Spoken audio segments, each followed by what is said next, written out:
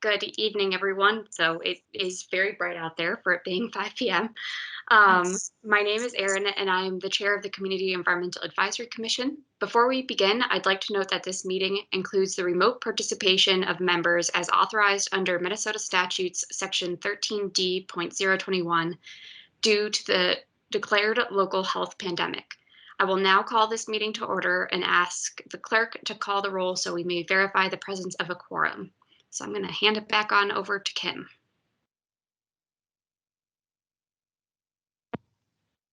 Okay, so this is just the roll call. So just please indicate that you're here verbally by saying present or here. Senbeta Ayansa.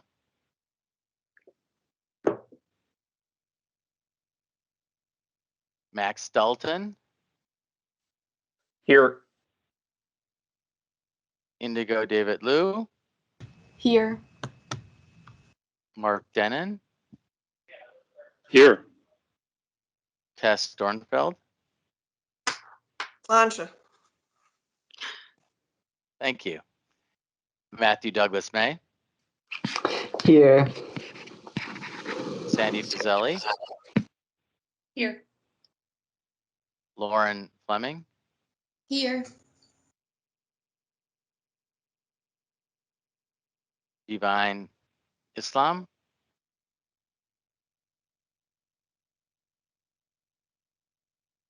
Leslie Jackson. Here. Anna Johnson. Here. Mamira Orgo.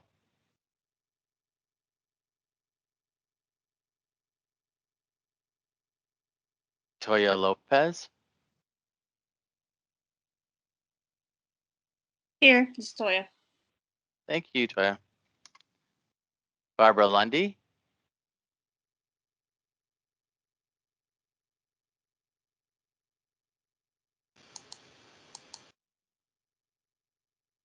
You have to push it one.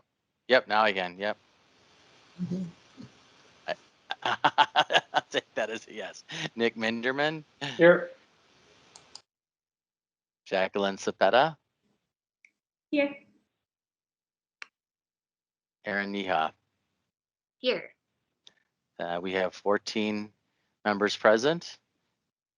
And so we do have quorum to start the meeting. Great. Thanks, Kim. Before we start diving in, we do need to go through the adoption of today's agenda and also the acceptance of the minutes from last month. I do think that it might be worthwhile to move up the St. Anthony Falls conversation to the discussion section. So I think that that would be my one point of change, if that sounds agreeable to other people. Okay. I'm seeing general head nods. Does anybody want to make a motion to approve the agenda as amended and the minutes as they are? I make that motion. Thanks, Sandy. Second. Thanks, Barbara. I'm sorry, I'm gonna turn off my video on that because I actually missed my my audio is cutting in and out. Could you just repeat, you wanted to amend the St. Anthony Falls discussion to be moved up from announcements? Move it from announcement into discussion. Yep. Got it. Okay.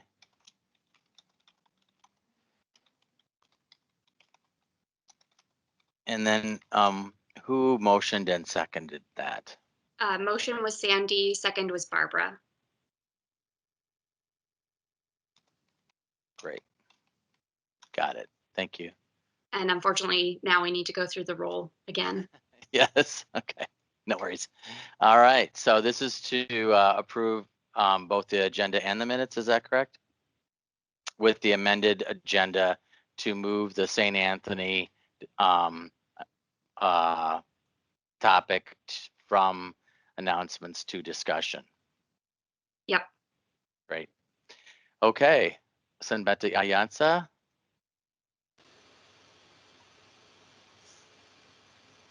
Max Dalton. Aye. Indigo. Aye. Mark. Aye. Tess. Aye. Matthew. Aye. Sandy. Aye. Lauren. Aye. Divine.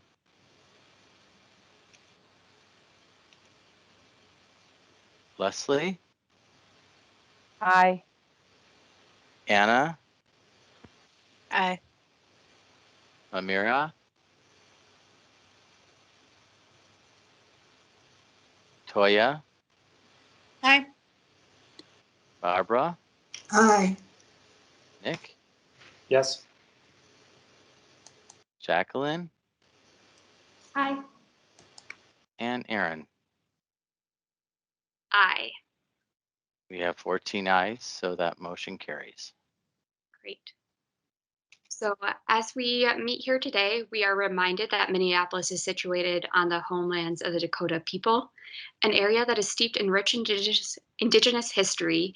It is home to indigenous people from more than 30 different nations. As a city, we have a responsibility to care for the land on which we live and work and all of its natural surroundings. This stewardship is an integral part of our involvement in this commission, and we honor it as we begin our meeting. We now open this space to discuss ways in which we can support Indigenous people in our community.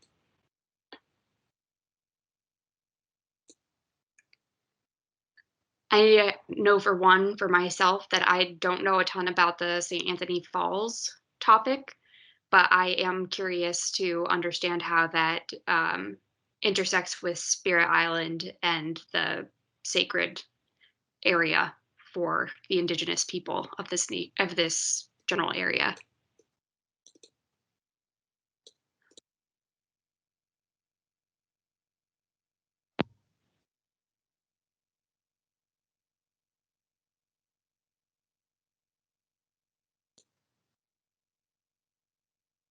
Any other connections people have?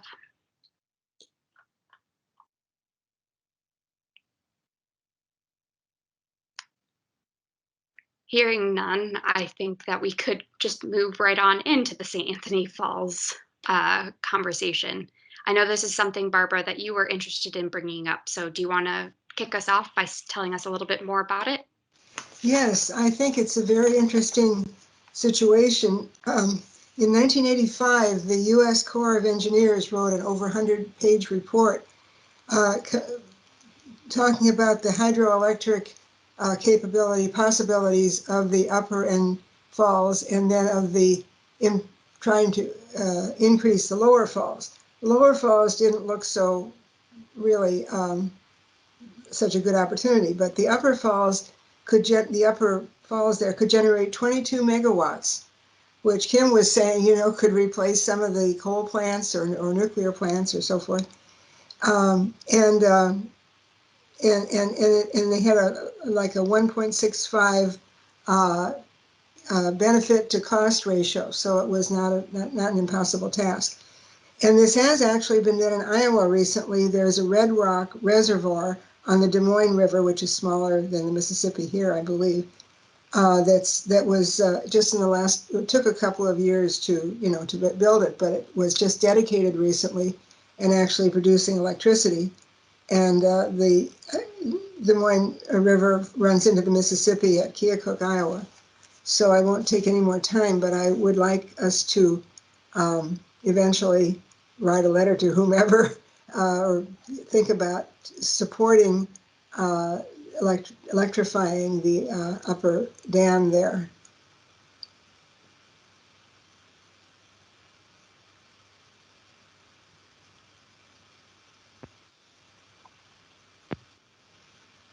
I'll jump in. I think this is the dam and the federal government kind of trying to offload it is a really big and interesting discussion.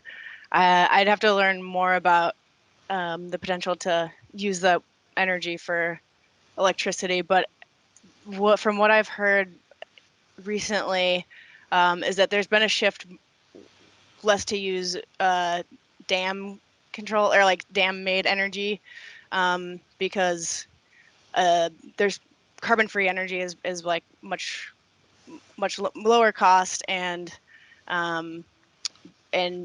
there's been a big push to decommission dams across the country and have the river free flowing, and it's actually more supportive of the ecosystem there.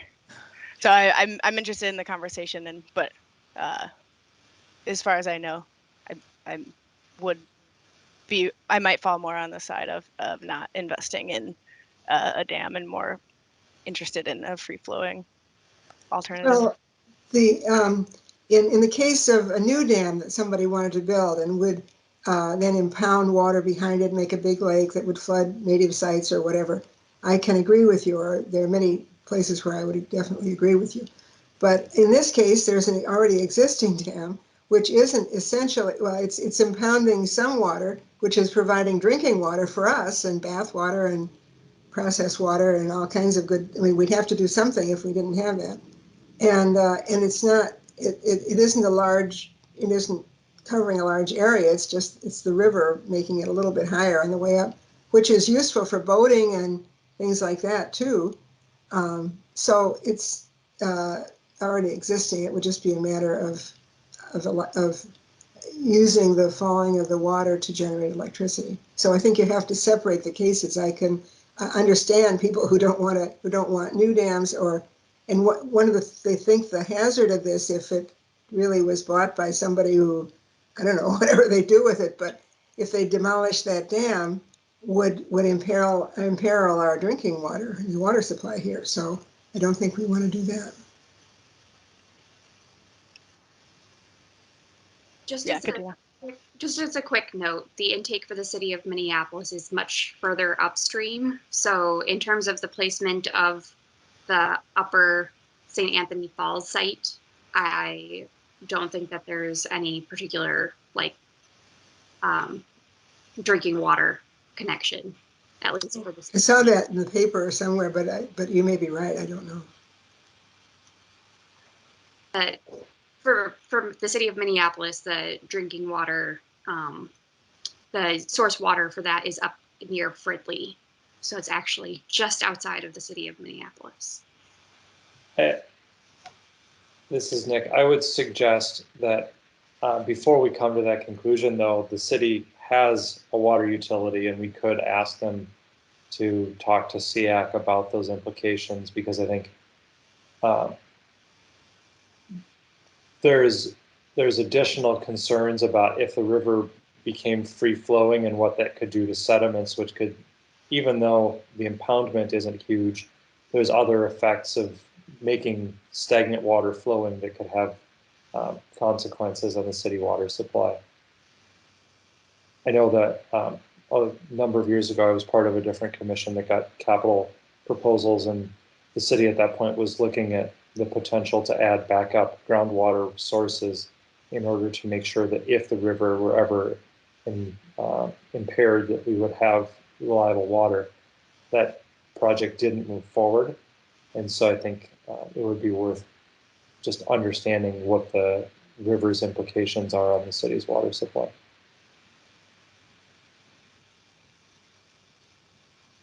I think one other point to make is that the public comment deadline is, I guess, tomorrow. So like as a body, we wouldn't necessarily be, well, we pretty much could not put in a particular comment letter at this point in time. But I know that there are ways that each of us could put in comments online. Kim, did you have something to add? Yeah, I was just going to say that that's related to the sale of the property and different things of that nature, like ideas and stuff. So I while there is a deadline there, I certainly think that in the future we could send to the Army Corps of Engineers or we would send to the city and ask it to be submitted to the Army Corps of Engineers, a letter saying, let's take a look at this, or however we want to address it. But I'm just saying, I don't think it's a hard and fast, because at this point, this is a long process and they don't have a lot of takers for it. And so I think we have a little more time if we did want to dig deeper. Yeah, and I think that it could be worthwhile too, depending, not only having the city of Minneapolis's water operator, but potentially St. Louis as well. Yeah, we could do that. Since their intake is also above the falls. Tess? Yeah, I wanted to ask, there's like a lot of pieces to this process. So what's sort of on the table now, in my understanding, is that the Army Corps would like to get rid of the entire site, both the land and the lock and dam itself. There's been a lot of pushback on the Army Corps getting rid of the dam and lock, and no one wants to take it, including the city. But a lot of groups are advocating a sort of split plan where the Army Corps keeps the lock and dam, but the land around it is either given or sold to the city, in my understanding. And that's sort of like what you were speaking to, Aaron, about like NACD and other groups have talked about plans for, it connects with the Waterworks public land plan around that area.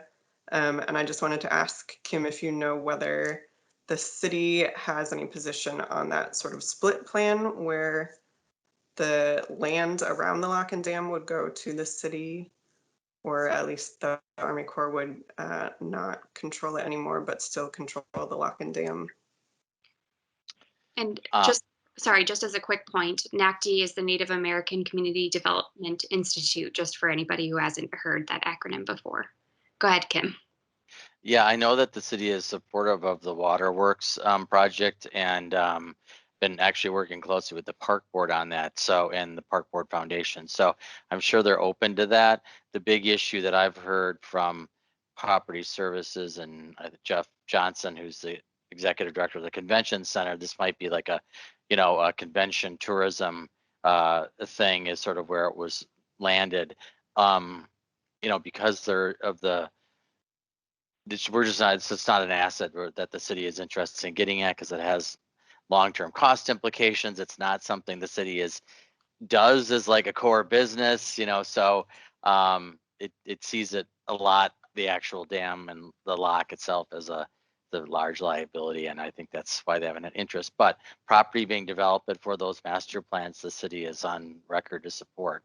So I'm sure they'd be open to facilitate a land swap or something along those lines. It's just not taking over the actual dock and dam itself.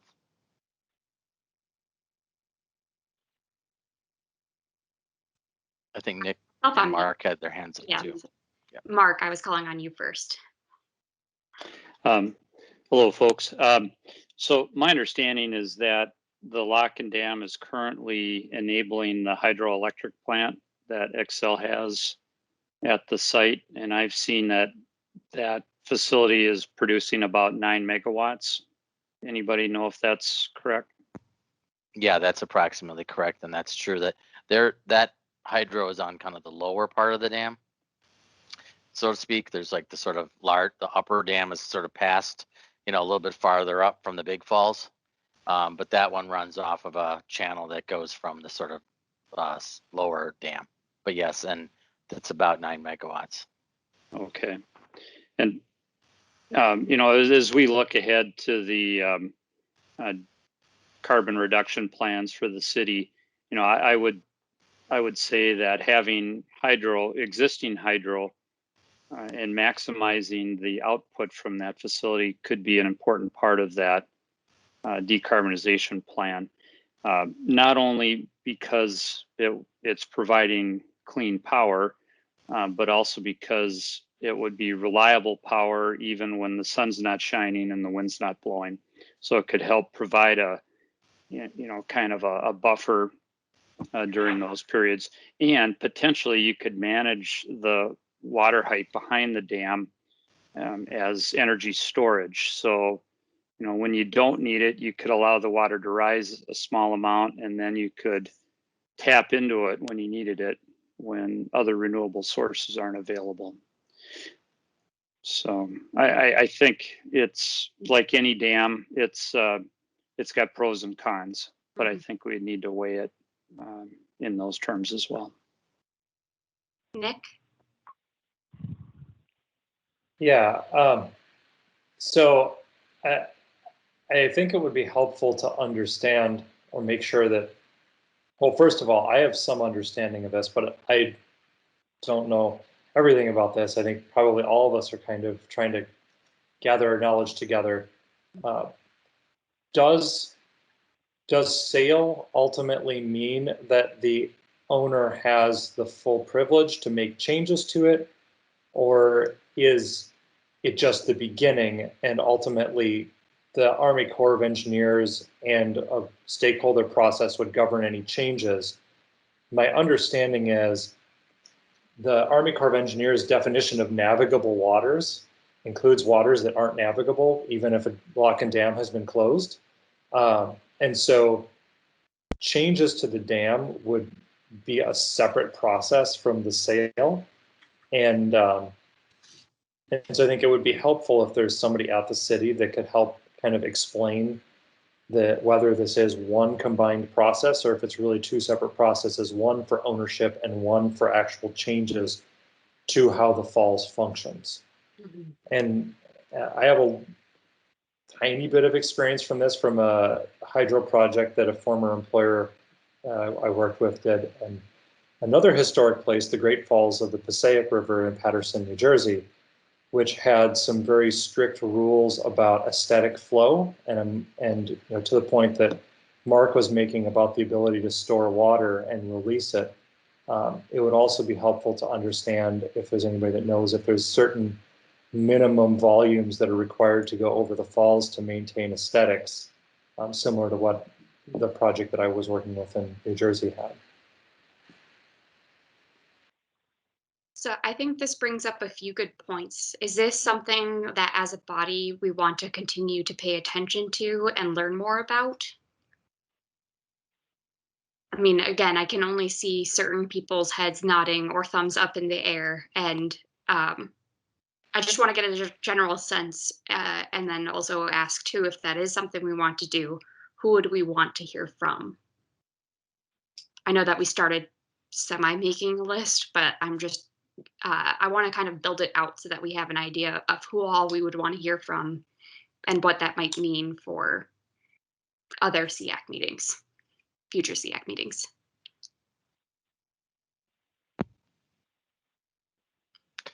Well, I guess I would for sure want to hear from the Army Corps of Engineers, because they, even like as Nick was referring to, even if they aren't owning the lock and dam, they have other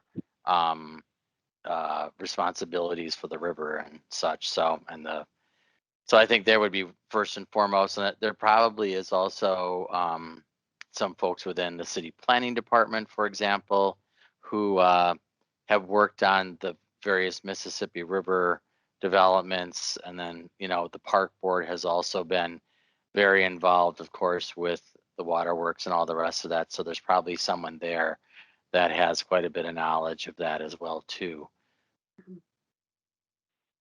Tess? The Friends of the Falls Coalition has been doing presentations over the last few weeks. I've seen on their website, Friends of the Falls presents on recent project milestones, including its developing partnership with NACD, passage of WRDA 2020, and discussion of the Army Corps Upper Lock disposition study and public comment period, which is ending tomorrow. But they seem like a useful resource.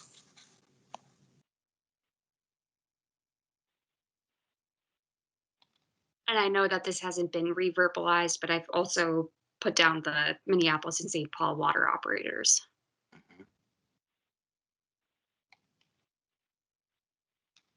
Anna? I'd be interested in hearing from NACD also. I don't know if anyone said that yet.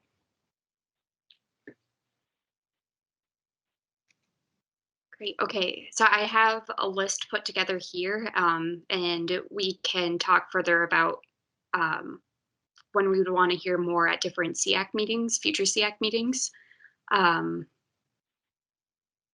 And as individuals, feel free to take a look at some of the different information that's out there. In the agenda, there's a link to the Friends of the Mississippi River and their explanation for their views on what's happening with the site. And feel free to, again, put in your own personal comments. I think that we could probably move on to the Roof Depot topic, unless anybody else wants to continue discussion on St. Anthony Falls for now. Seeing none, Roof Depot. I can just sort of lead off on that. One of the things that has come through recently is that there's been an extension to the comments on the Hiawatha Public Works facility at the Roof Depot site. There was a full EAW that the community had requested to get done, which was just recently completed.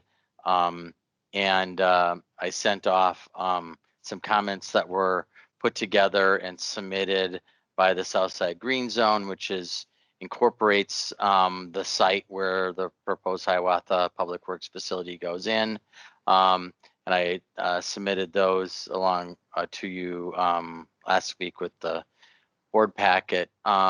So there's opportunity to make comments. It's a large document. You don't have to comment on everything. You don't have to comment on anything, but this is something that's been followed and tracked for quite a while and been supported by quite a few members in trying to get the city to reconsider this work. So I know others like Sandy Fazeli has spoken to this quite a bit if she'd like to make comments, but there's an opportunity to basically bring forward this, any concerns that have been that maybe aren't being addressed or need to be looked at by the city when it comes to environment, pollution, impact within the Southside Green Zone and Phillips community.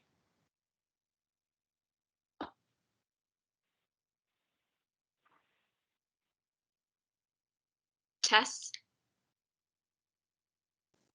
Sandy, if you want to go ahead, if you had something to say, you can jump in. Thanks, Tess. I was just going to say I've had blinders on and wasn't aware of the EAW, so I will definitely take a look at it. Thank you, Kim, for sharing that. I will say, sorry, I will say that I'm fairly disappointed that the city of that Public Works didn't send this to SEAC, because we'd been asking to be notified when the transportation demand management and the EAW were completed. So it's just difficult because right now they've extended the comment deadline, but the extension is only until the 25th, which is next week. So if there was something that we wanted to do as a body, it makes it a little bit more challenging. I'm sorry I interrupted, Tess. I would be interested, just like not having much of a background on what SEAC's involvement has been so far, maybe at a different time and in relation. I think it would be helpful to have more clarity about sort of what the next steps are. Once the EAW comment period closes, I think there has to be some sort of approval process. And then there's also the issue of the Roof Depot building potentially being torn down. And I don't know if that relates to the EAW. Yeah, it would be helpful, I think, to have a little more clarity about that. And I'd also like to suggest potentially, since time is so short, it looks like the Southside Green Zone has put together a pretty comprehensive letter, and I wonder if we could just talk about signing on to that. Sandy? Thanks. Maybe just to respond to a couple of Tess's points. So not having read the EAW yet or the transportation management plan, I think, so SEAC in late 2020 essentially had the opportunity to connect with a few city council members, and Roof Depot was one of the main talking points. And we did hear from Council President Bender and Councilmember Jenkins, is that right? Okay. That, you know, they were both sort of attuned to this, especially Councilmember Jenkins. And I think we also were able to sort of get a soft commitment that if the results of the EAW and Transportation Management Plan, you know, did not seem to benefit the community or had adverse impacts. Oh yeah, as well as Ken Gordon. So yeah, essentially, if there were very evident adverse impacts, that they would consider potentially revisiting this as a body. But by and large, the talking point that we heard was like, this is not our problem because it's in a different ward. So I think that we might be able to use this as a hook if we are able to find enough issues to really warrant council action. I will say, I know that I really liked Tessa's idea about, you know, SEAC signing on to the Southside Green Zone letter. That's part of the reason why Kim also did include it in the agenda. However, the letter is 4 pages long. And so I don't know who feels comfortable with potentially approving it without reading every single word that's in here. But I think the first paragraph does a good job of just saying like what its main points are overall. So the 4 main comments that the Southside Green Zone Council is making is that the EAW does not acknowledge the Green Zone environmental justice designation in which the project is located. There's no analysis of on-site and off-road mobile pollution sources and the relative increase from current to expanded operations. There is no cumulative impact analysis of the increase in stationary and mobile source pollution to the already overburdened community. And 4, there's no engagement with community members in the development or review of the transportation demand management plan or the environmental assessment worksheet, aside from the required 30-day public comment period. So those are the 4 main topic areas that they then cover in more detail in their letter. Nick? Yeah, so I did read through it beforehand, and along with Sandy, Mark, and Aaron was on the previous term. And I think there is a lot of overlap between what the Southside Green Zone noted as and the SEAC's previous comments on this. But I might suggest an approach that we could take is basically to say SEAC as the citywide body believes that it is most appropriate for the city to listen to the Southside Green Zone. Please refer to their comments and view those as the positions of people most likely to be affected by this.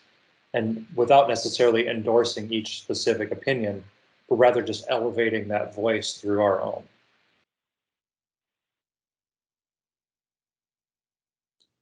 Aaron, you're on mute. Yeah, I know. It's like right after I started talking, I was like, yep, no one can hear me. So how would people feel about approving a letter that says something along the lines of what Nick just verbalized? Is there anybody who wants to make a motion around that? Oh, sorry, could I, Yep, are Sandy. there any other groups that are issuing letters that we might want to include? You know, I'm thinking the Little Earth Nation folks or other community groups. And I'm not sure if we need to do more research on that, but it just seems like a good opportunity if we're trying to elevate community voices to include those that we are allied with. What I can tell you, Sandy, is there's a couple of groups that I'm aware of. One is Minneapolis Climate Action. The executive director's name is Kyle, and I'm forgetting her last name now, but they have been involved in this and supportive of the East Phillips position on this and the project that's proposed there. Also, I know that the Minnesota Center for Environmental Advocacy has been supportive and helped in some way draft these comments with the Southside Green Zone. So MCEA, they've basically a team. They have lawyers and they work in public. We actually, the city, been partnering with them on quite a few things. On the rate case, we have Excel, inclusive financing with Centerpoint, and they've been quite on this. Amelia Vose has been quite on this particular topic. So that would be a couple organizations that we could reach out to. Yeah, I mean, I wonder if it would be valuable to at least do some quick vetting of what their key message is, and assuming it's not out of line with SEAC in general, we can include them in our letter. But that also does extend the timeline a little bit.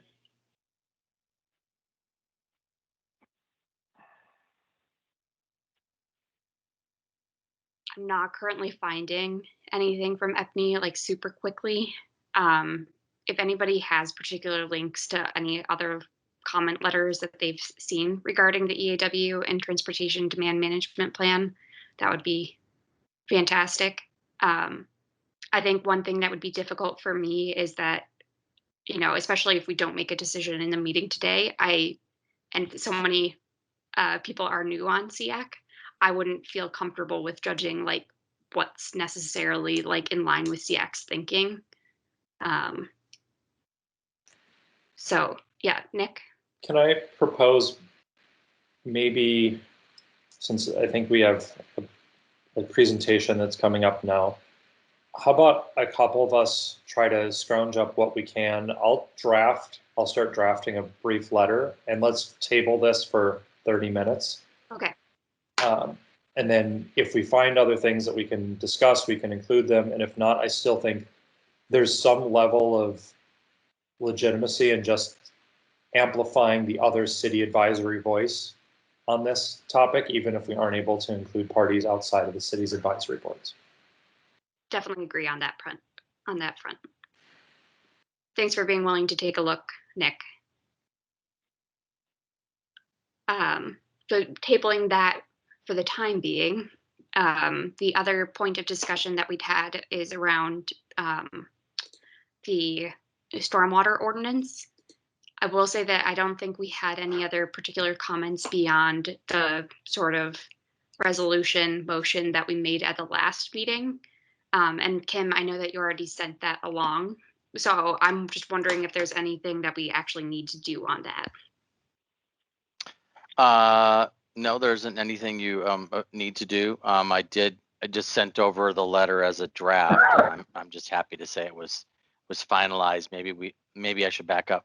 Yeah, it'd probably be great just to approve the letter officially, and that way we have that as a motion. Or I'm trying to remember, we approved to move forward with. Trying to remember what we did for last time now. So we approved basically the exact language that's in the letter. Okay. Okay. Yeah, if the language has been approved and it wasn't just direct the chair to draft the letter and then we'd come back and vote on like we've done. Okay, then we don't need to vote on anything, and I'll just confirm that was that's the final letter that I sent over. Just to let people know, I sent over the draft letter to Liz Stout, who presented at our last meeting, because it was going before the Public Works Committee, and I just thought it'd be helpful to get it to her before the meeting since she can reference it then. And so I sent it over as a draft, so she had it based on our last meeting's conversation. Hello, this is Sean Grzeszewski. Just a quick update on the stormwater ordinance. Good news, Hennepin County will be adding green infrastructure into their complete streets policy, so it will become a living streets policy, so that as the city is coordinating its green infrastructure, it'll also be able to tie in with the county's green infrastructure rule. And then the Friends of Lake Hiawatha will be sending in comments to the MPCA to try to have them start regulating trash as an issue, which they don't do currently. And we met up with the sewer director for the city and she said that they are looking at capital investments to help clean up the north pipe for Lake Hiawatha, but they have to wait on the Hiawatha master plan to be approved by the park board to be able to start moving ahead.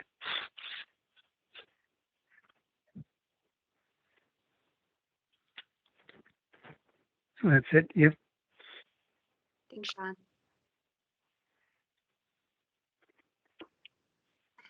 So I think that we can probably just move on from this particular item that was on the agenda.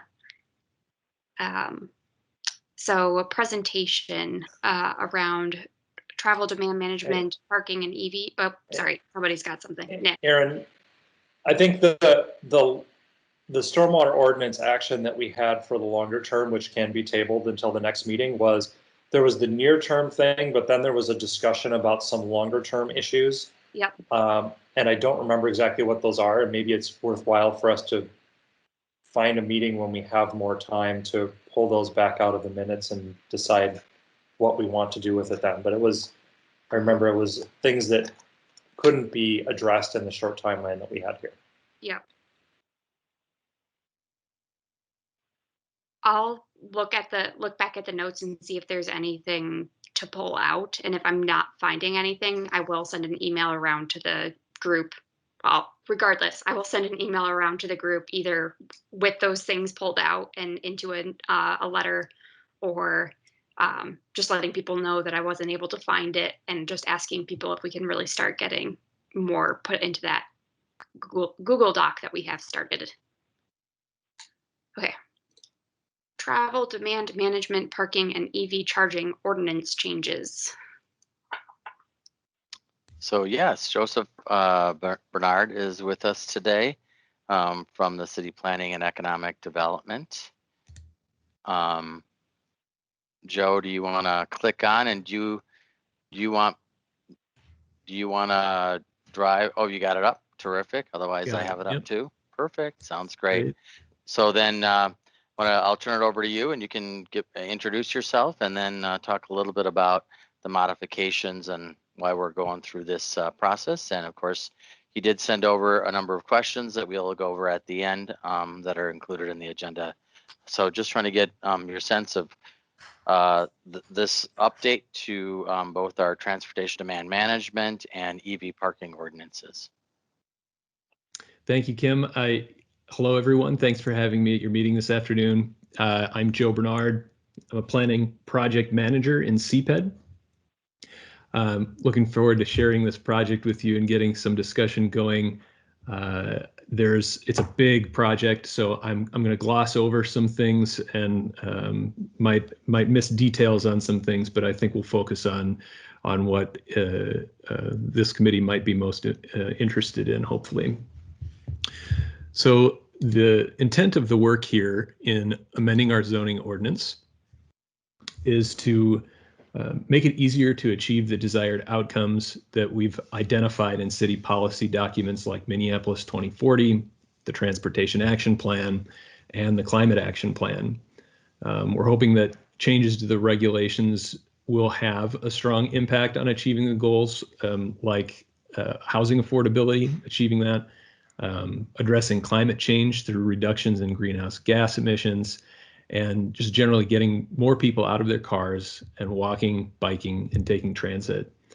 There's specific direction called out in Minneapolis 2040 for this work that calls for the elimination of requirement for off-street parking, for us to evaluate our parking maximums that we have in ordinance, and then to adopt travel demand management, or TDM strategies in new development. I'm not going to go over all of these changes here that are on this slide, but the message here is that we have been on a 20-year quest to reform our parking regulations in the zoning ordinance, and this incremental change over time has resulted in a state where we already have large swaths of the city where there is not a parking requirement.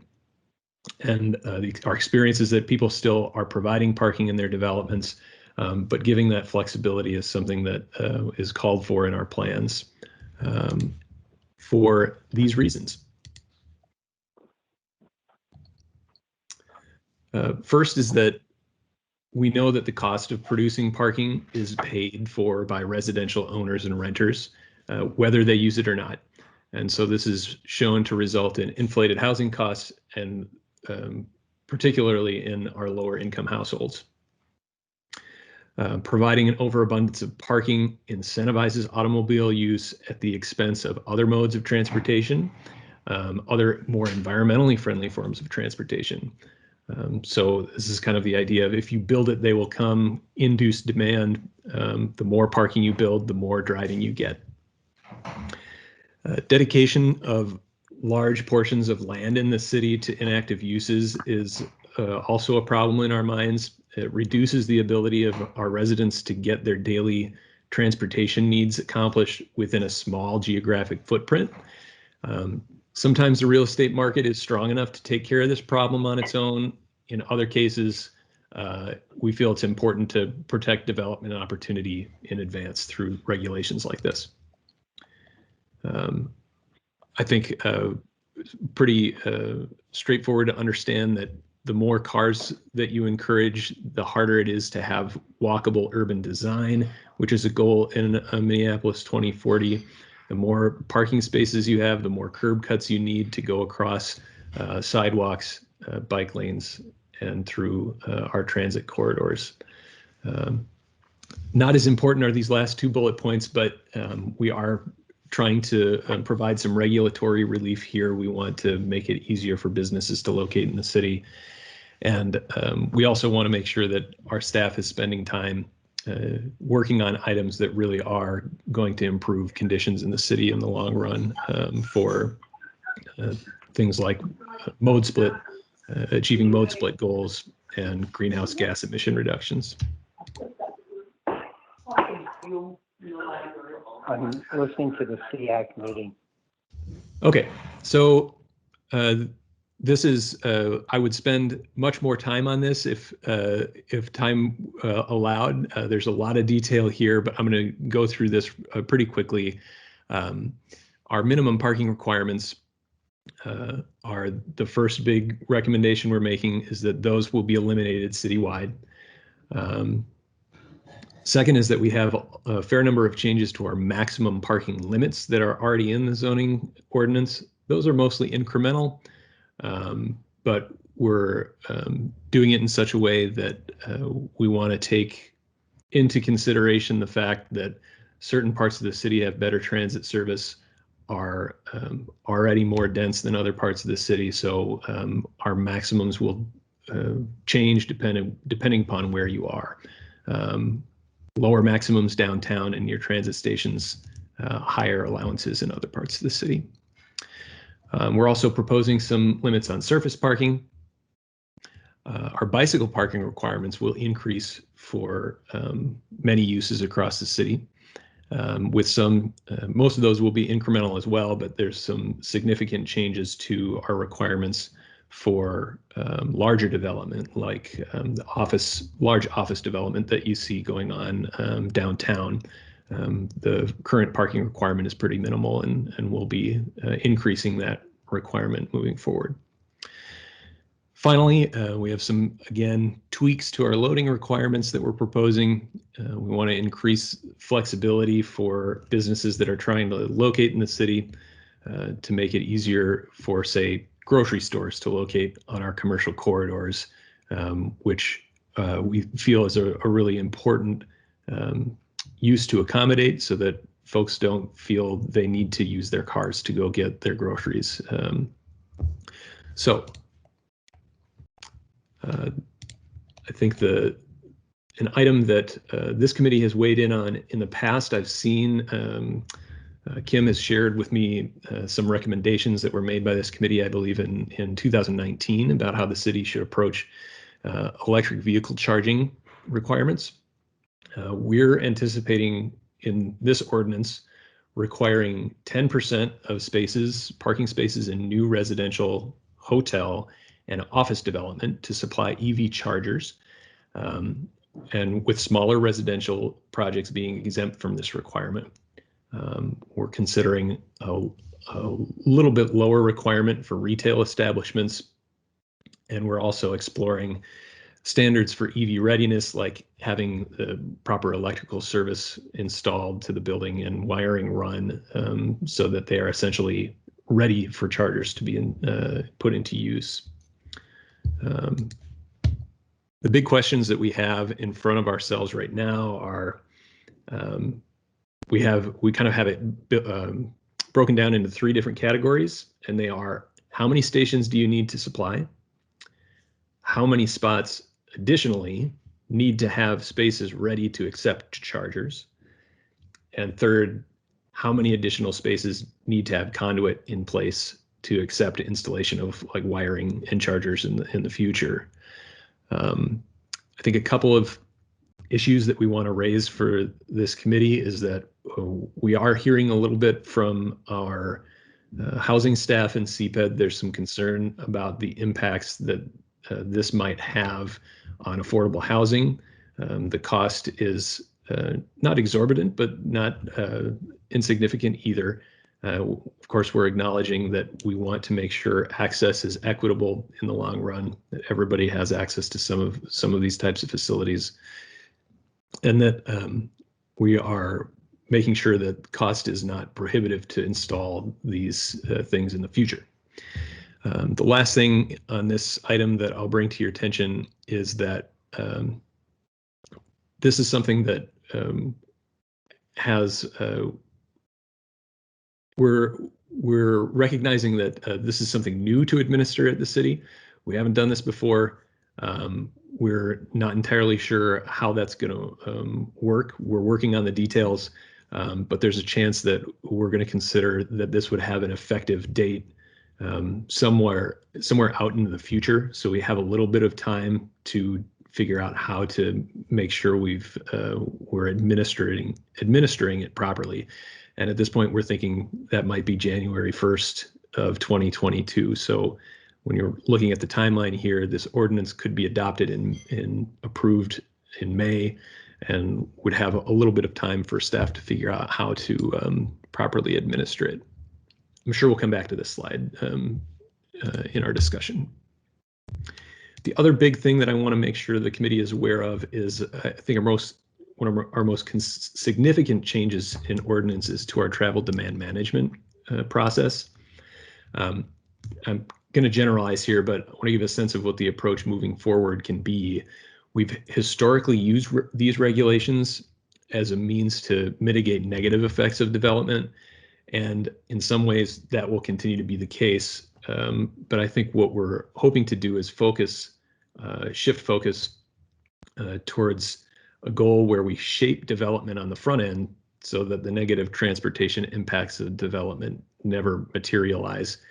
Of course, there's a continuum between those two states, but the way we're hoping to do that is we want to explicitly state our goals about achieving mode split changes and greenhouse gas emission reductions in our ordinance. And part of that process is going to mean de-emphasizing traffic studies as a mechanism for evaluating strategies and compliance in our travel demand management process. We're going to focus our requirements on physical improvements to property, which the reasoning for that being that we know that those are the things that have the greatest impact, and I'll get into what those things are here in a moment, but they're also the easiest things to enforce. Currently, TDM regulations only apply to projects, very large projects, 100,000 square feet or more, and to commercial projects only. Since we're eliminating our parking requirements, I feel it's important to still, as I was saying, shift the focus towards achieving goals that are in the comp plan. So that's why we're going to be capturing many more projects moving forward. Okay. So again, don't need to know all the details of this slide, but it gives you a sense of the scales of projects that we're talking about here. We're talking about projects, residential projects of 50 units or more, and commercial projects of 25,000 square feet or more. all development in the city of that size or greater will be subject to a TDM process moving forward. You'll see that there's some points associated with these descriptions. That's how many points you will be required to achieve if your project is of that size or use. And the way that you achieve those points is by including these strategies in your development.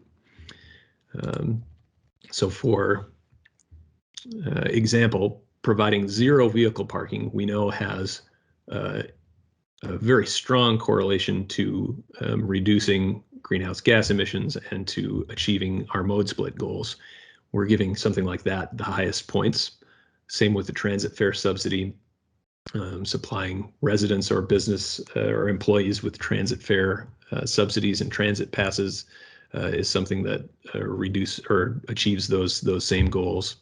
And I won't go through every one of these TDM strategies in detail, but this list continues to change and be fleshed out. And I think something that we certainly would look for feedback from the committee on as we bring this forward to the Planning Commission.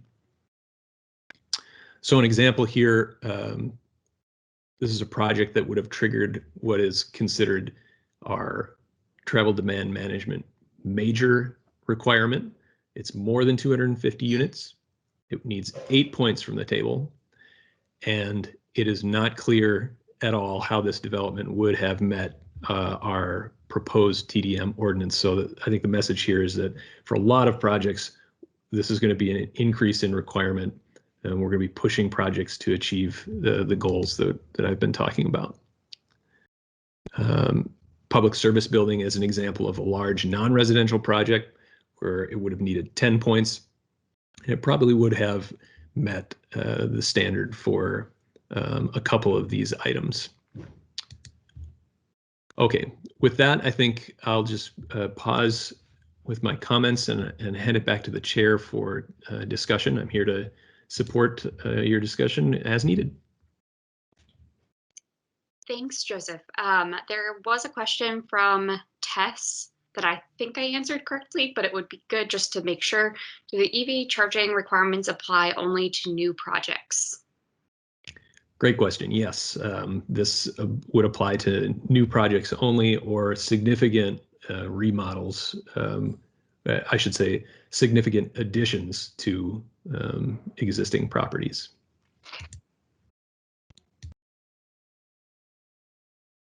Sandy?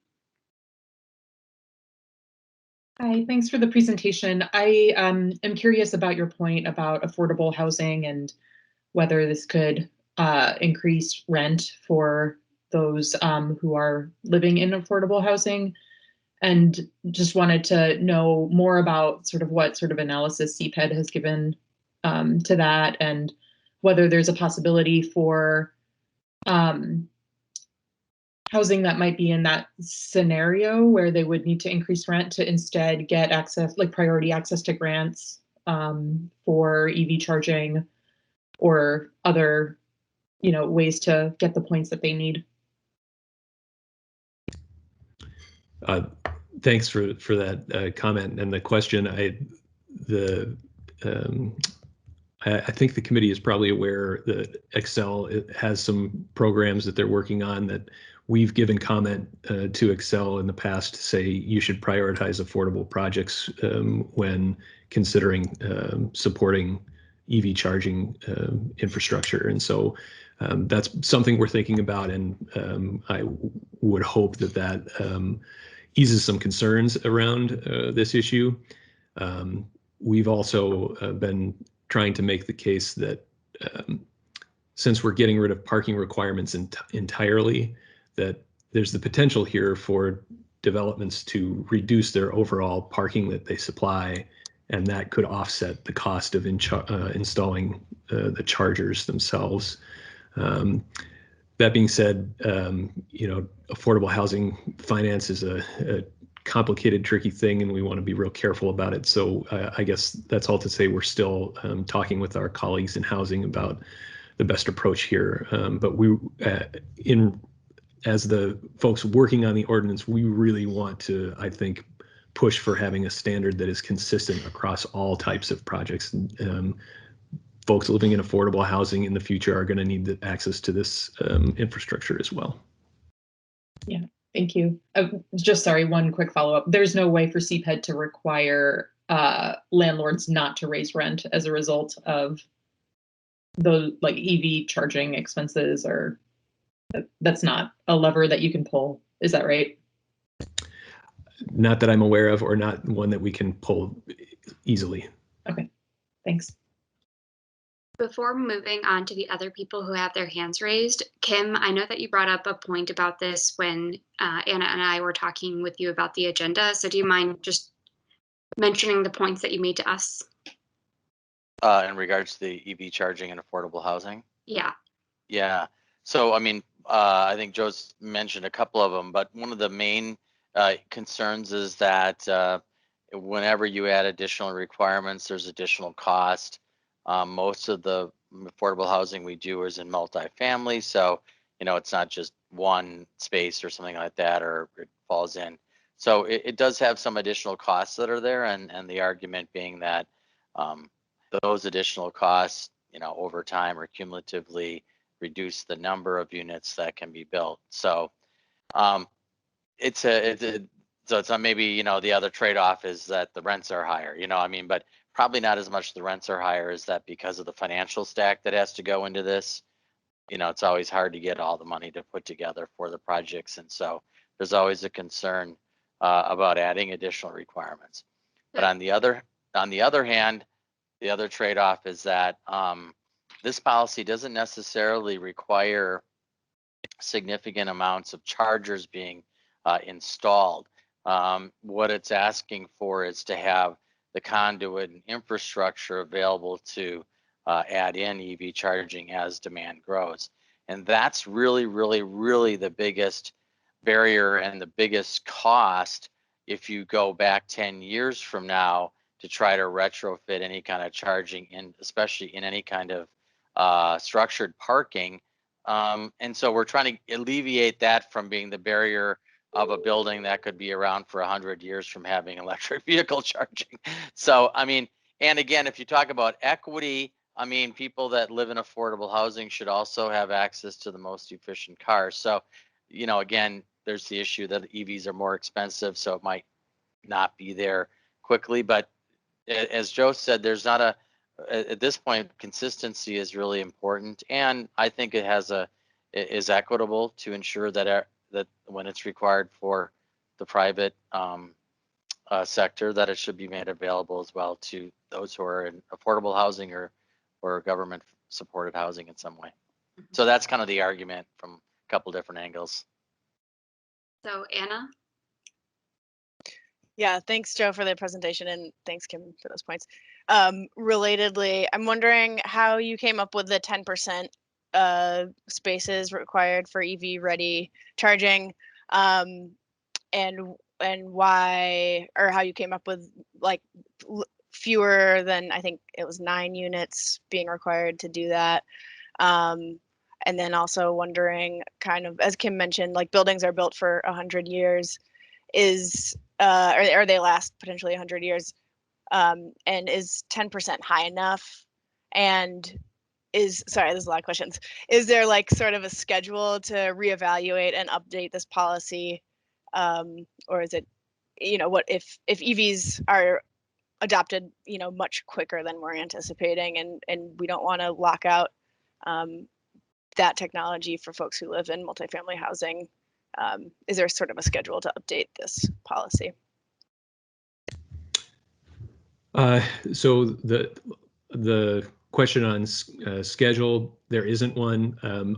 We took this to our Planning Commission Committee of the Whole last week, and they had similar thoughts of, how do we make sure that we're updating this ordinance in the future as we experience more EV vehicles coming on the market. And I guess it's maybe not a satisfying answer, but we typically don't schedule that evaluation. But the we see our zoning ordinance as a living document, and there's amendments happening to it all the time. So I think we have the ability to be responsive to those changes. I think I'm going to share the presentation one more time here to just look at these different tiers a little more closely. So the question on that breaking point of 10 units above or below, it's somewhat influenced by just experience in the city, knowing that projects that are smaller than 10 units typically aren't going to have structured parking, and oftentimes they don't have parking at all, or very few spaces. So even a 10% requirement in that case maybe gets you one space, which isn't nothing. But we decided at this point, the proposal is, so you see these three columns here. Well, there's four, but the three columns talking about whether or not you have to have charging stations, whether or not you need electric vehicle flexible spaces, which we consider to be everything but the charger. And then the electric vehicle capable spaces would be having all the conduit run throughout the structure. We're talking about 10% of the spaces in the larger developments and hotel and office, an additional 20% of those flexible spaces. So it's ready, it just needs a charger. And then all of the remaining spaces needing that conduit in place for multifamily, hotel, and office. Those numbers are taken from kind of a review of what other cities across the country are doing, and everybody's doing something different at this point. San Francisco requires 10% of the spaces to have chargers and the remaining to be ready. Atlanta requires 20% of the spaces to be EV ready. Boston is 5% required with chargers. Our local example will be St. Louis Park is requiring 5 to 10% of spaces to have chargers. And I got to say, I'm a little disappointed that St. Louis Park has beaten us to the punch on this, but so it's an inexact science, I guess, is what I'm trying to say. And we think that this is pushing the envelope maybe a bit nationally and here. So we want to future-proof this a little bit, but I guess that's the maybe too long version of where we came to these numbers. Thanks so much. Could I a quick just add resource from Sean Grzyszewski. You Could Cook It and has done a great presentation on how to put in splitters so that you can have a lot more capacity from the different, conduit that's put in there, so that it'll be all ready to, double and quadruple in the amount of cars for EVs. Thanks. Nick? Oh, sorry, Kim and then Nick. Thank you. I just want to respond in addition to Joe's comment there. What makes this policy more progressive than San Francisco or St. Louis Park is that while we don't require that all the actual hard wiring be in there, we require that the conduit be built in so that they can wire it quite quickly and cost effectively for all the remaining spaces. And then having the conduit in place, charger ready for 20%. Those two things are going above and beyond what we've seen in other EV policies, and we think are, as we kind of talked about it, kind of future-proof this for a while. Because you think about it, basically these entire garages can be completely wired to put a charger at every space, and because of that last in the note section requirement, basically this says that you have to be able to have enough power coming into the building from the get-go when it's built to be able to have 20% of all the chargers operating at the same time. So nowadays is kind of what Sean was referring to, there's a lot of the smart charging and saving. And so you can have like, 4 chargers running off of what was one charger, 2 years ago, because they're sharing it and topping off the battery, et cetera. But that way, basically, these buildings are going to be ready to go for full-on EV charging into the future. The way this looks, it's not requiring the charger, but again, that's also something that the utility programs and things like that, that's the sort of field that they're playing a lot more in. So there's some really good programs. And of course, it's getting more cost effective to buy private charging equipment as well too. So this allows flexibility from that standpoint too. Thanks.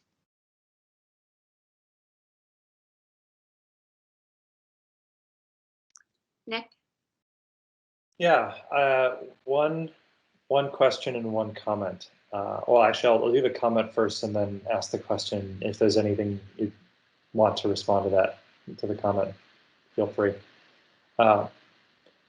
Just for other committee members too, the multifamily gap is real and it is big.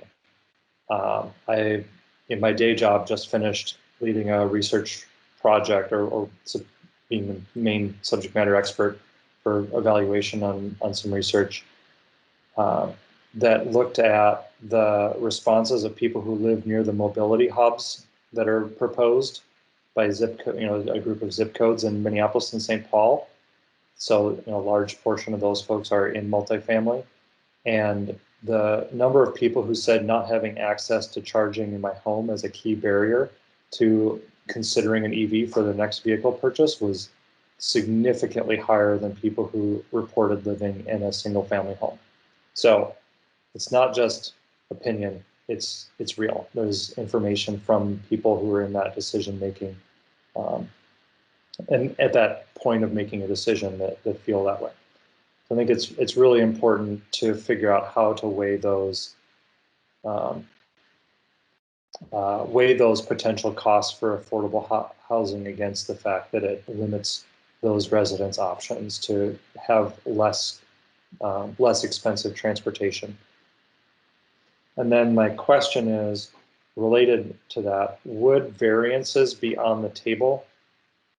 So if somebody came in with an affordable project and they can't make the numbers work for some reason, is that something that that developers would ask for, and how would CPED respond to that if somebody asked for a variance on that EV, on the EV policy?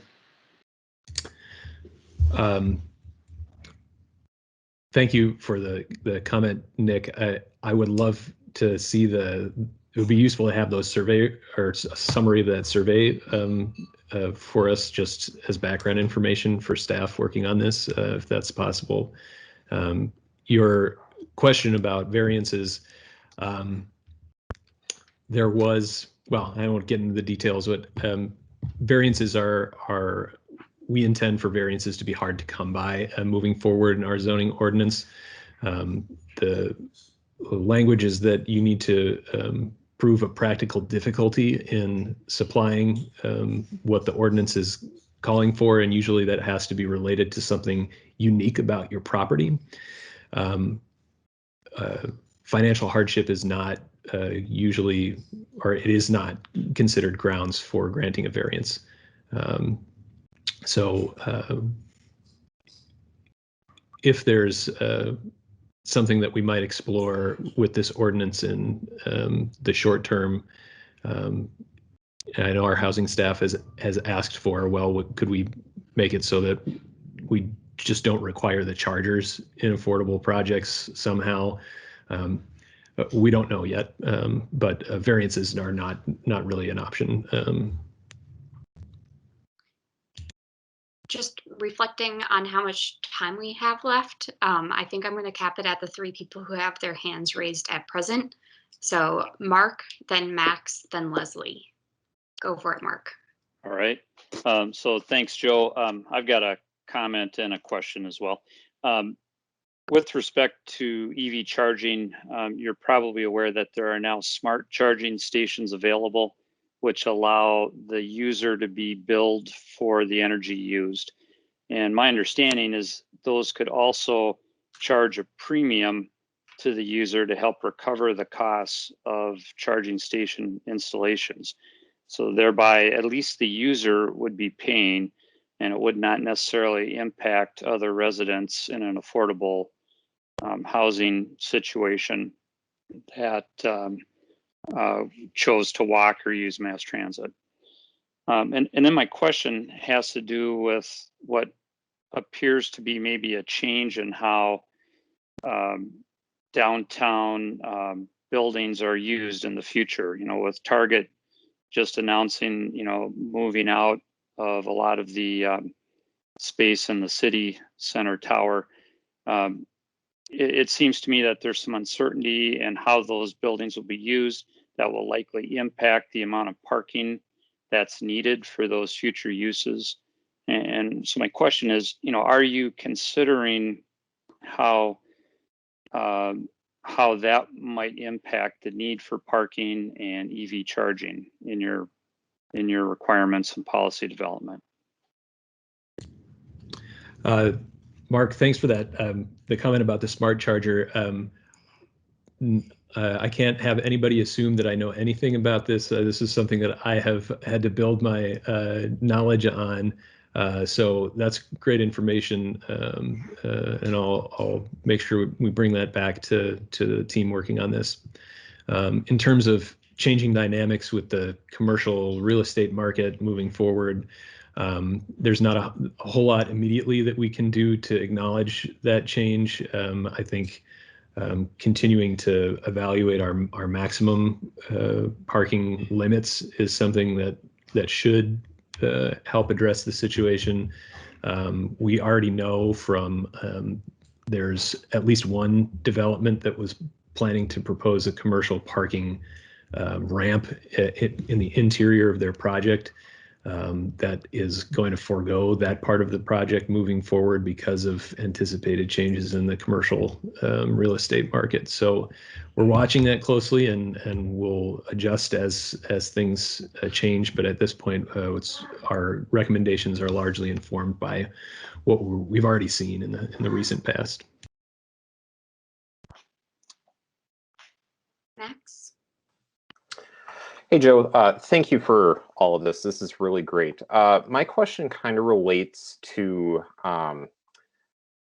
this kind of point system within the TDM policy. How is the city going to factor in things like, you know, say Nice Ride being available outside of building, but then potentially being gone down the road? Or we've all seen the scooters come, you know, as options for transportation, but we know they may not, there have been issues with those, so they may not stick around. So is the city not considering that part of this whole process? And then kind of to Nick's point about variances, if the city is planning down the road, there's going to be a park space across the street from a development, how might a developer tap into that potential as, you know, meeting these requirements? So on the question of Nice Ride as an example, we've been working with Public Works on, I mentioned that the strategy list has kind of been changing and is not exhaustive. One of the things we're trying to develop is something that we'd refer to as like a micro mobility standard, something that would look like a mobility hub, maybe. We're really trying to gear these standards towards stuff that happens on private property as much as we can, and that is permanent, so that we don't have to continually look to see, well, is there still a Nice Ride station here? We want these improvements to stay with the property in perpetuity. So that's kind of the goal. We do have the last line item here on these strategies is a proposed by applicant standard. We know we're not going to capture everything and every idea. And so, you know, your example of how could a developer take advantage of an asset that's nearby to meet these requirements, we're certainly open to that. I think it'd be, we know we can't write a standard for every situation. So that's why that's there. And Leslie.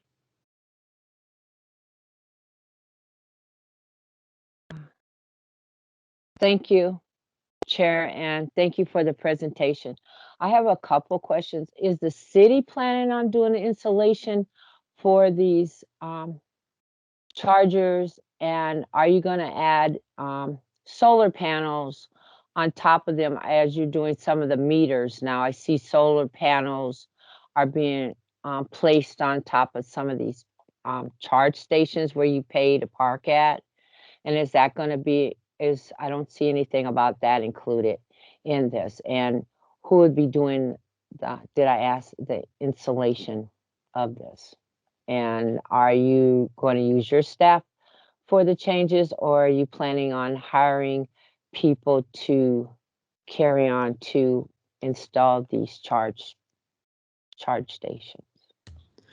Good question. So the chargers, the requirements we're talking about here are for private property and private development. So it's not, they wouldn't be chargers on the street or in the public right of way anywhere. And it would be the responsibility of the property owner or the developer to purchase and install these chargers and the infrastructure for them. The city's only involvement is in the permitting process for them.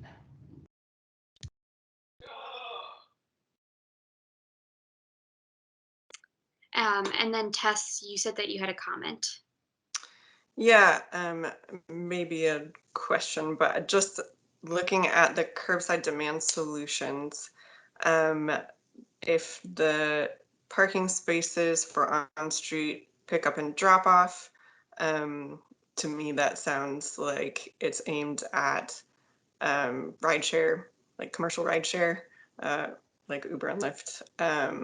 It would be great if it were people carpooling and dropping off, but I think I'm wondering, I guess, what the sort of thinking is behind that. If it's to encourage rideshare, on the one hand, that can reduce vehicle ownership, but I think, in my understanding, it also increases, individual vehicle use when people are taking one leg of a trip, but then the vehicle that they used has to make a round trip.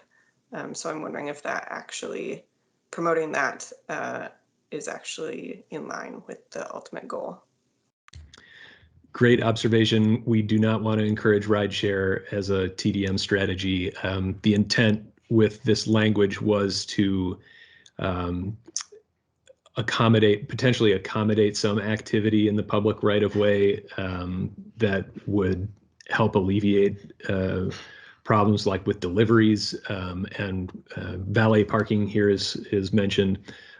As it turns out, the more we started working on this with Public Works and the more we talked about it, it became clear that this just shouldn't be a strategy. So we've removed it from our recommendations and it won't be part of the ordinance moving forward.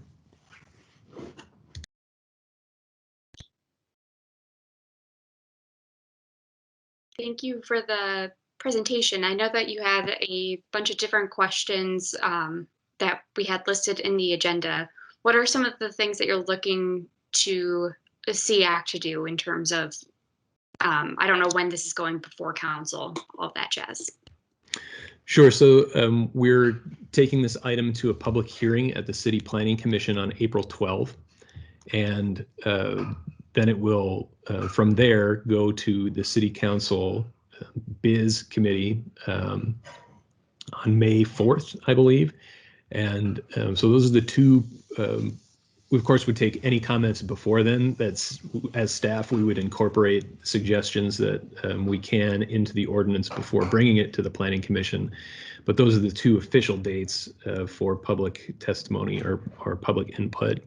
I think it would be, we'd welcome any input, positive, negative, and anywhere in between from the committee to make this ordinance better.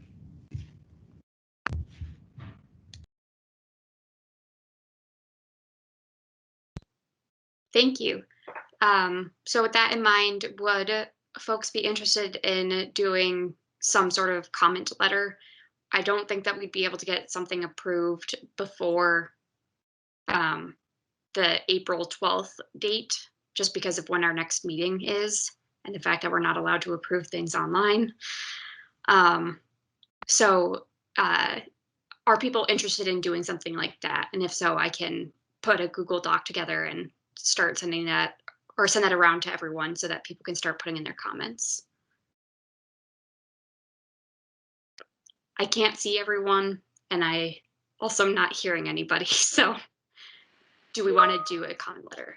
Okay. So I would suggest maybe just starting with the fact that SEAC has already written a letter and the policy for EV charging is largely aligned with it. Mm-hmm. So I don't know that we need to write anything new unless there's something specifically, Joe, that you know of where the proposal deviates from what SEAC generally was supportive of. Maybe the focus would really just be on the TDM piece because we've already commented on the EV part.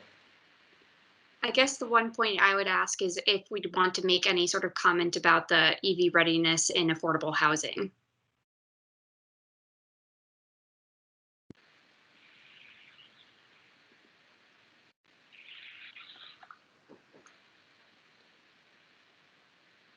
I'll just say that I personally believe that there is a balance, and I don't know, and we're kind of related to it, and I don't know enough information about directing which way that balance should go. Mm-hmm. So I don't see a desire to comment more than what SEAC already has.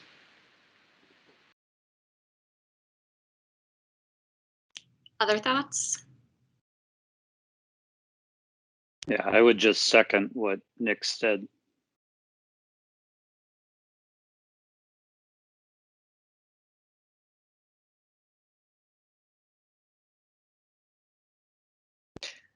This is Anna. I would agree. So it sounds like we might not need to do a letter unless we want to comment on the transportation or TDM component. Is that something that we'd want to comment on? And I'll just note, Aaron, for those who aren't, I'm guessing most of you haven't gone back and read the old data or the old letters. The previous SEAC letter also advocated for removing the parking minimums as well. So that component, in addition to the EV piece, has already been covered by SEAC too. Yeah, I did include the letter in with the board agenda from 2019. So I'm not hearing any sort of strong urge to potentially do a letter. So I will just set up a document, and when I'm sending out something regarding the stormwater ordinances, I'll also include that link there. And if you have particular thoughts that you want SEAC to consider, put them in there. And if I see nothing in there, then I think that we would just drop it for now.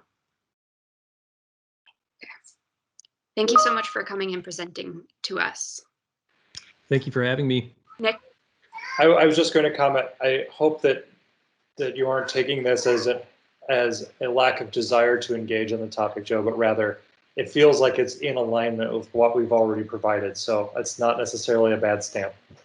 Yes. Not at all. I really appreciate your time and thoughtful questions and comments. Really appreciate that the ordinance that you've already drafted takes into account a lot of the things that we included in our letter in 2019. That is really nice to see. Okay. So recognizing that we have. I just wanted to. Can I just say one other real quick thing on that? I did want to thank Joe and Jason, who he works with. We have been very engaged with them, really being engaged on all the aspects as they've been updating the zoning. And so really trying to look at things like the EV, the bonuses for going more energy efficient, trying to align our goals.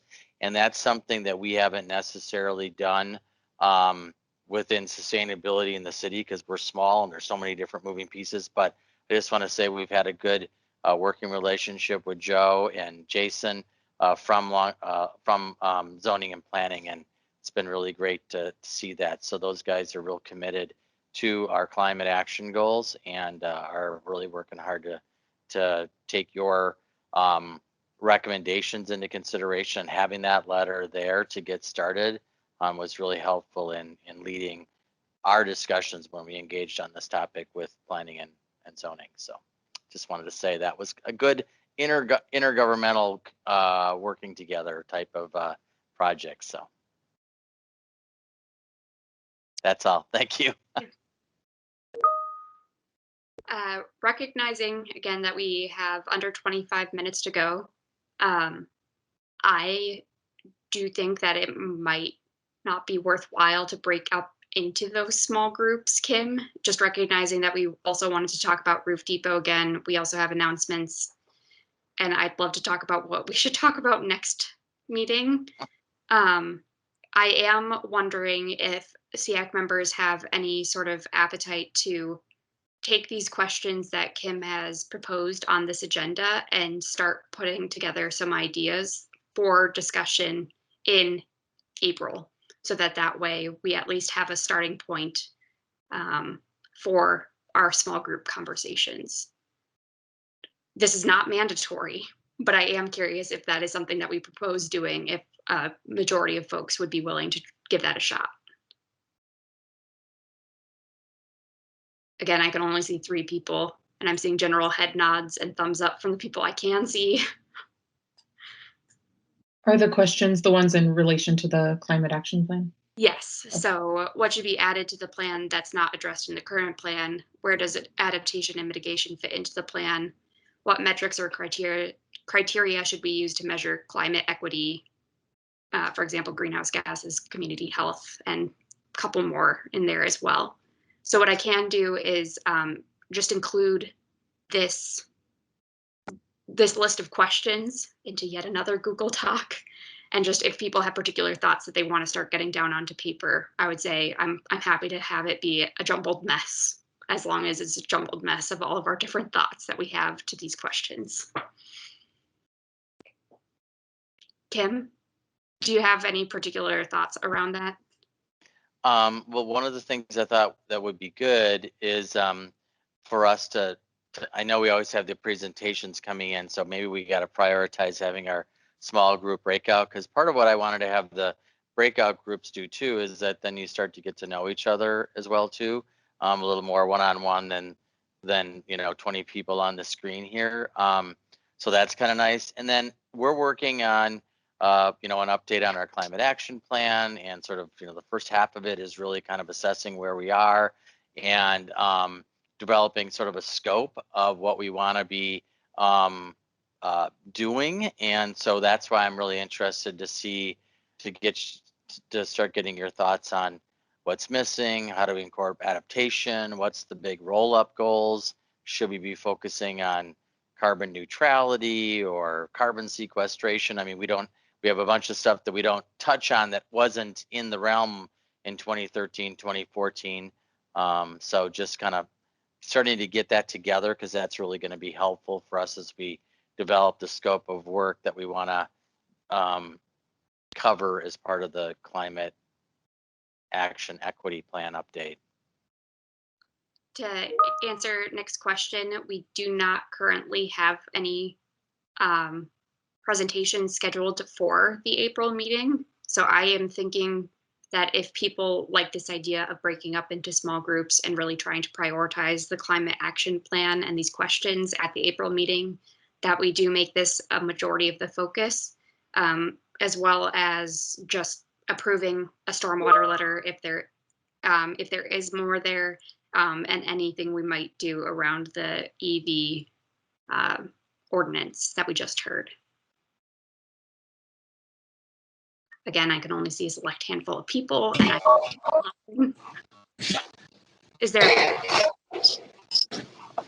So I did have in the chat one question for Kim. Okay. Does that timing work if we wait until April, or for the scoping work that you're trying to do, is that too late? You're on mute, Kim. Kim, you're on mute. Okay, there we go. Thank you. Yeah, thank you. Yeah, that timing would be fine.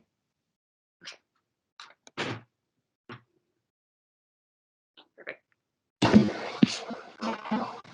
Oh, you're on mute, Mark, if you're talking to us. Yeah, it's contagious. So Kim, is there anything that you would be able to talk to us about maybe as a precursor to April in the remaining time that we have? I know you sent out your deck, and I don't know if we have time for that. Just as a reminder that we also have the roof depot thing that we were hoping to try to finish up today. So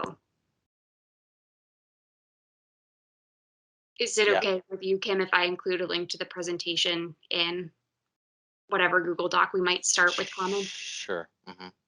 Yeah, and everyone does have that. That's just to give that kind of an overview of the big categories that we have in there. And then also, I know Max, you had mentioned about metrics in there. One of the slides does have the metrics we use within our clean energy partnership. It's not the entire climate action plan, but it's our sort of energy and greenhouse gas emissions and efficiency metrics. But working on getting metrics like that we can actually measure and we have data on is what we want to get to more with the climate action plan, because I do see that as a weakness. There's good goals, but we don't necessarily say, here's what success looks like from a metric.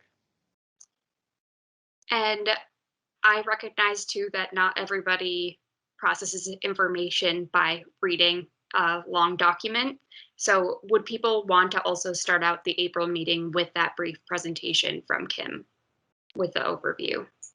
Okay, again, can only see 5 people saying general head nods. If anybody has any opposition to that, feel free to speak up. Leslie? Oh, no, I was just raising my hand, yes, that I would like the presentation. Awesome. Okay, so we will go ahead and have that presentation and have the breakout groups for the April meeting. Okay. Roof depot stuff, if people are okay with, some of this whiplash of going back and forth. Aaron, I had just one more thought about your breakout groups next time. This is Sean Guszewski. Because many of the other environmental commissions with Hennepin County cities are working on similar topics, and many of these topics are being included in Hennepin County's climate action plan. There would be a possibility of eventually having some multi-city teams of either staff and or commissions to kind of dive in to move ahead on different actions. For example, all the things that were talked about on zoning ordinance updates. There's going to be a new multi-city cohort that RCC will be working on with West Metro suburbs, and having Minneapolis examples would be great. But I think that's one way of scaling up many of these climate actions throughout the county.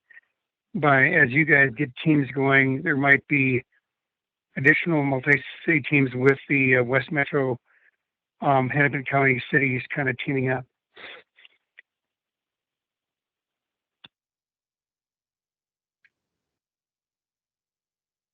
So that's good. Yep.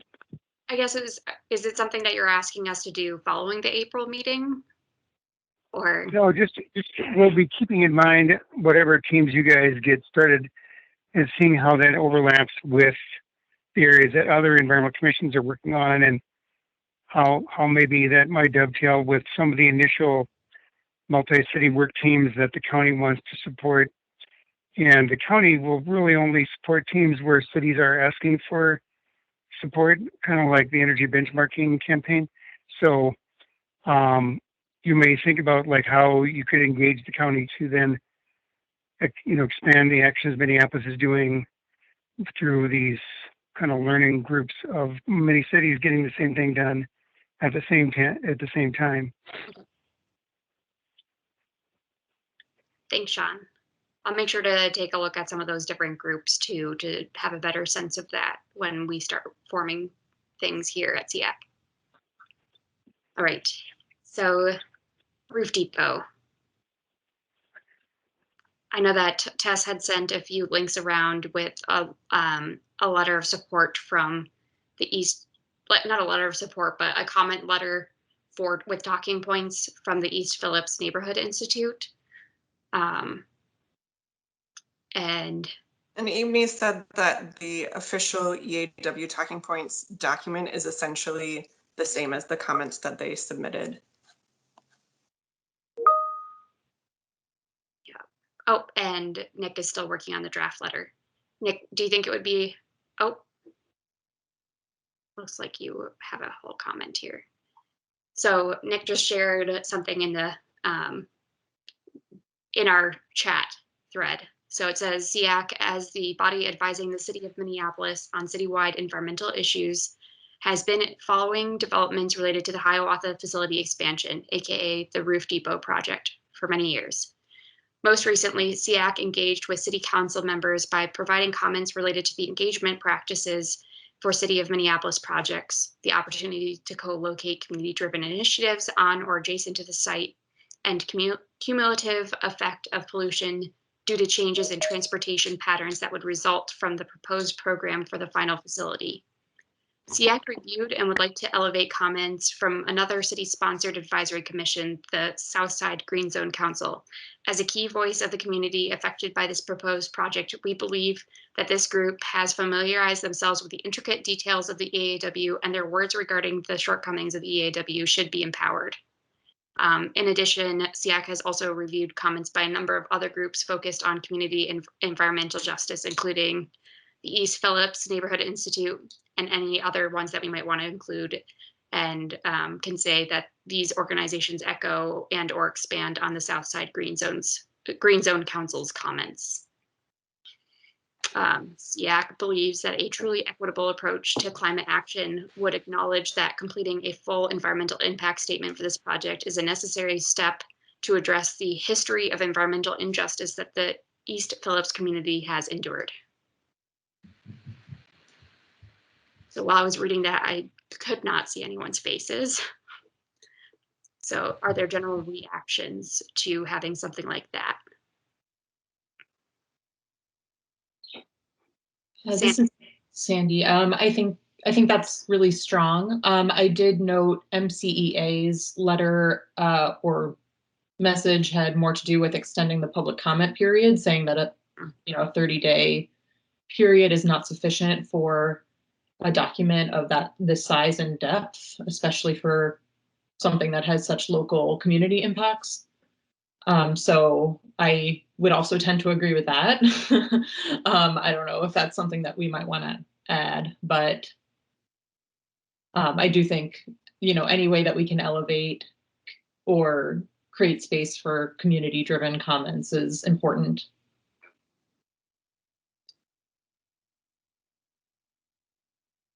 I think if we want to add other groups besides the SSGZ letter to that third paragraph, the wording doesn't really say anything about us supporting their comments. So that might need a little tweaking if we actually want to say that we, support what those groups have said. I sent to Kim what Ipni sent me a letter also from Smiley's Clinic, which is right across from the site, and it looks like similar comments, as well as Move Minnesota, which are other groups that we could put into that paragraph. That's a good catch, Tess, and I'm happy to make edits, or if somebody else has wording that they prefer, to strengthen that third paragraph or second paragraph. Yeah, third paragraph. I'm open to it.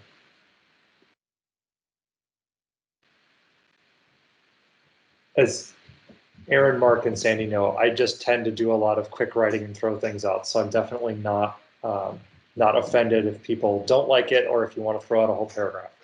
But I figure we need something to start the conversation with.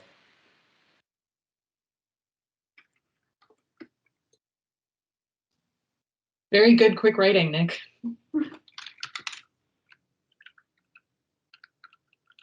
So I'm working on pulling this into a Google Doc, just so we could do a tiny bit more of this wordsmithing, and then would say that within the next couple minutes, it would be good to either approve what we have written or approve like some additional edits that we can just verbalize. and I can then work on afterward.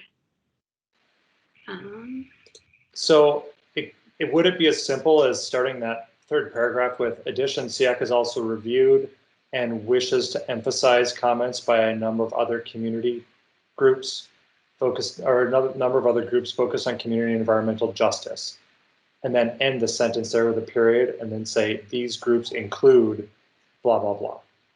Because otherwise the sentence gets too long. Can you say it's it actually already too long of a sentence, really. Can you say it one more time, Nick? So in addition, SEAC has also reviewed and reinforces comments by a number of other groups focused on community and environmental justice, period. This includes the East Phillips neighborhood, and continue on from there.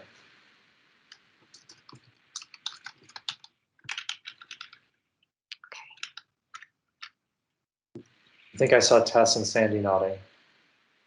Okay. Everybody else is happy with it too, hopefully. Okay.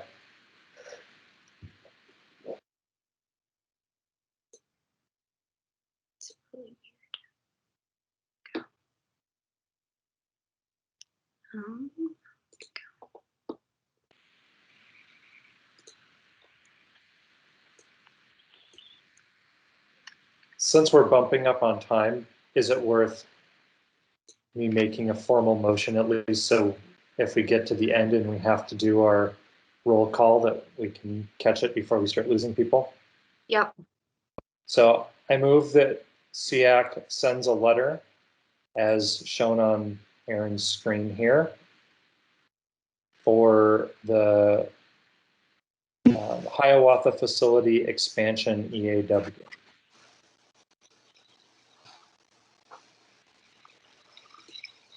Seconded. And now we can debate and continue making edits as folks need to.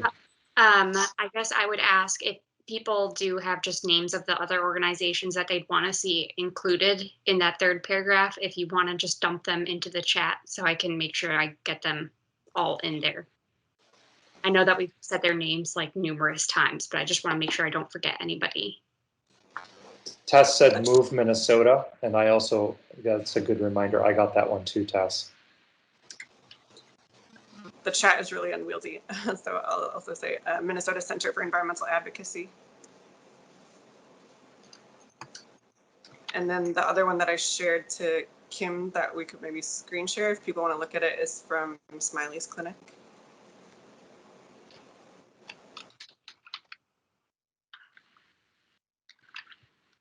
Hey Tess, what is Smiley's Clinic? Is that just one of the businesses?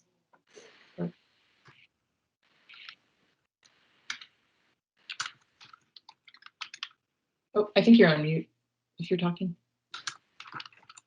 I just gave the chat to unmute. It's a University of Minnesota clinic. Got it. Thank you. And I have no idea if I just got the spelling correct or not. I believe you're correct. Okay.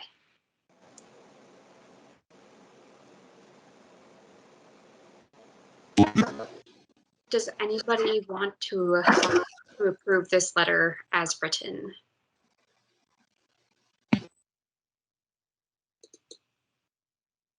We already have the motion, so I'd say unless people have other comments. Is there any further discussion? Yeah.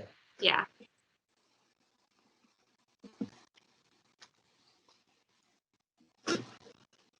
Not here for other discussion.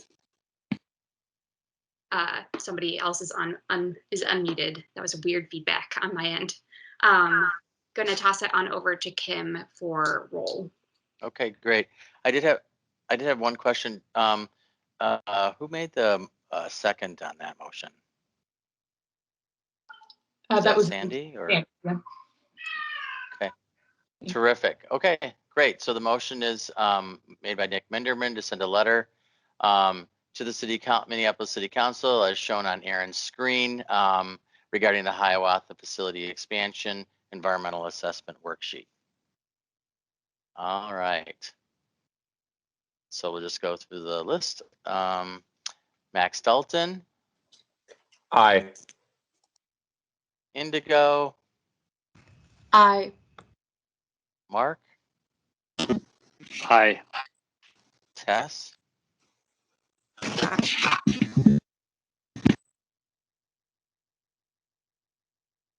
Tess, were you there? Aye. Thank you. Matthew, Aye. Sandy, Yes. Lauren, Aye. Divine,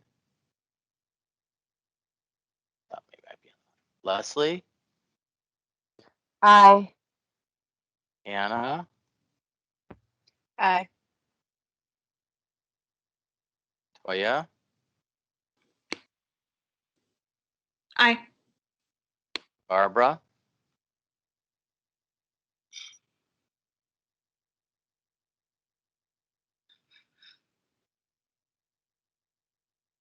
Looks like she might have had to Sure. drop off maybe. Yeah, I know she said her sister. I'm just checking that. Yeah, real quick. Okay. Looks like she's not here. Yeah. Nick, Yes. Jacqueline, Aye. and Aaron. Yes. Okay, we have 14 yays and that passes. Great. So now that we have 3 minutes left, I want to just toss over, well, mention just 2 quick announcements. First one is that Sean Wiskowski had sent me a message to say that he's arranged for a call with some of the Hennepin County commissioners to talk about the climate action plan for the county, and that'll be at 3 p.m. on Friday. If anybody is interested in that, please feel free to like shoot me an email or something, and I can pass along the Zoom info, or I can just pass the Zoom info along to Kim, and you can include it in our sort of minutes or something. Mm-hmm. Yeah, I and can send then- it out to folks. Yeah. And then the other announcement is about the sustainability website. So I'm going to turn it back over to you, Kim. Sure. I just wanted to let people know that the whole city is in a big website update, and so we have transitioned the website.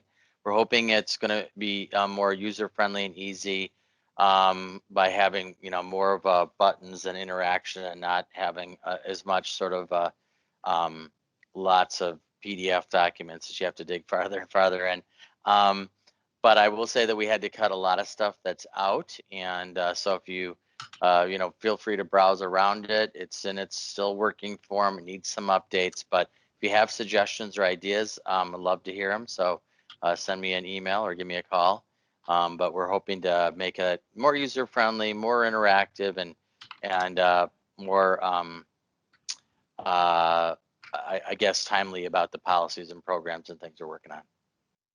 Kim, do you also want to know about broken links, or do you not? Do you know that they're already there? No, we don't know all of them that are there. So this just transitioned last week.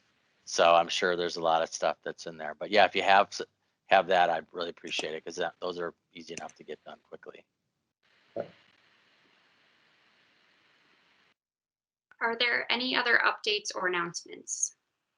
I think it might just be helpful to mention that Tess did catch something in the letter that it technically should be going to the city planner, not to council. So imagine it going to Hillary Borak instead. But I'll also make sure to copy on council and the mayor's office so that they're aware of our continued stance on this issue. Tess? Yeah, I know we don't really have time to discuss, but Sandy, I think, had mentioned in an email thread about the Met Council plan for the buses and switching to biodiesel instead of electric. And I think that is definitely something that I would be interested in us hearing more about. Okay. Definitely will add it to the list. Do you know, Sandy, when they're making decisions on which buses they're going to be buying? Because I know that that'll impact some of our decision-making timelines, since we can't send something directly to Met Council. We'd have to give it to City Council first. I do not know the timeline, but I will try to do some research follow up. Okay, great. And if you are able to find something on that, and if it's coming up sooner rather than later, feel free to also start a letter and let us all know if it's something that we need to be addressing soon. Max? Not an announcement, but just more of a prompt for Kim. I know we're hearing a lot about vaccine rollouts and it's happening quite quickly. So if you start hearing about conversations potentially returning to an in-person format for us, or a hybrid model, which who knows what that could possibly look like, might be just good to update us as those conversations start to happen. Great, yeah, will do. We haven't, we do have monthly city clerk meetings around our boards and commissions, and at this point, there has been nothing set on a date for returning, either employees or boards and commissions. What we've heard early at the beginning of this year was July 1st at the earliest.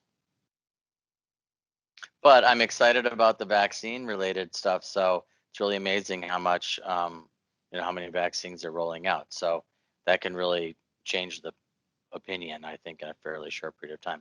As a matter of fact, the city does a lot of vaccine clinics, and so I'm volunteering on Saturday to do that, and quite a few city employees are involved in volunteering for that as well. And Sandy said that we should do a SEAC happy hour when it's safe. Yeah. And great points there too, Nick, about how the pandemic might delay some of these vehicle purchases. All right. So again, with this in mind, you'll see an email from me with links to 3 different Google Docs. One that's on the stormwater ordinance, one that's for any comments people might want to be making on the EV ordinance that we heard today, and then a different Google Doc just with space to start putting down your thoughts and ideas around the questions Kim posed on the climate action plan. Sandy's going to be looking into Metro Transit's timeline, whatever's happening there. Yeah, okay. Anything else that I'm missing?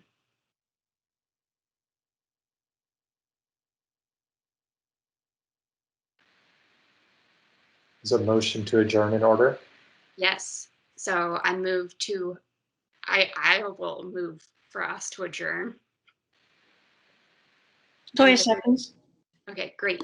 This is one where we can just say aye all together, and I'll ask if anybody opposed to. So all those in favor?